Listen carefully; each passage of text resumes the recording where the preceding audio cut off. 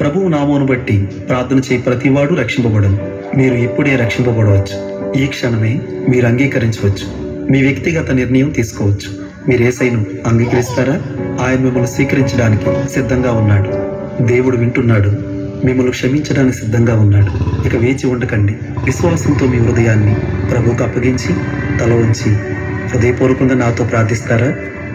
ప్రియమైన యేసయ్యా, నేను పాపిని అని నాకు తెలుసు. నా పాపం యొక్క శిక్షకు నేను అర్హుడను. కానీ నేను చనిపోయి నరకానికి వెళ్ళాలని అనుకోవట్లేదు. నేను మీతో పరలోకములో ఉండాలనుకుంటున్నాను. నీవు సిలువలో మరణించి నా కొరకు తిరిగి లేచావని నేను నమ్ముతున్నాను.